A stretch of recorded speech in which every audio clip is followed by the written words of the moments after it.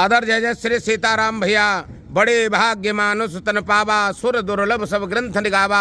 84 लाख योनियों में से किसी एक योनि में भैया पीड़ादायक में अपने जीवन को जी रहे थे। मेरे ठाकुर की कृपा बरस गई, दृष्टि पड़ गई और कह दिया जा मानव हो जा। मानव बनने के बाद हमारा भी कुछ फर्ज है भैया। कारण यह जो शरीर मिला है यह कारण शरीर है, किसी काम के हेतु मिला है। क्या काम है वो? पहला तो यह कि शरीर पर 3 ऋण हैं भैया। पहला है देव ऋण, ठाकुर जी की सेवा करके चुकाया जा सकता है।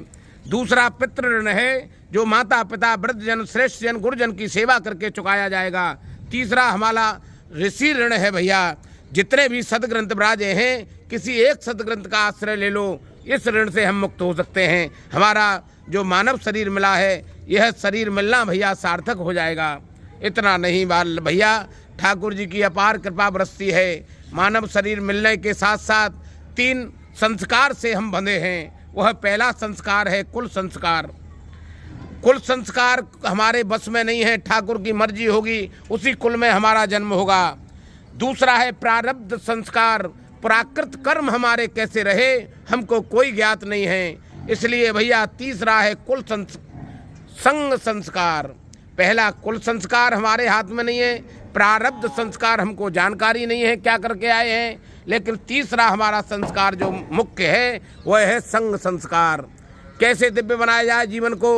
संग को हम जब श्रेष्ठ संग करेंगे तो जीवन आनंद में बनेगा। इसलिए संग को सुधारा जाए, श्रेष्ठ जनों का संग किया जाए, सदग्रंथ का आश्रय लिया जाए। ठाकुर में मन को रमा कर ठाकुर के दर्शन सेवा प्रदन करो, गौ माँ की सेवा करो, पक्षी भगवान को दाना डालो। यह छोटे छोटे कृत्य जीवन को आनंद बनाने वाले हैं।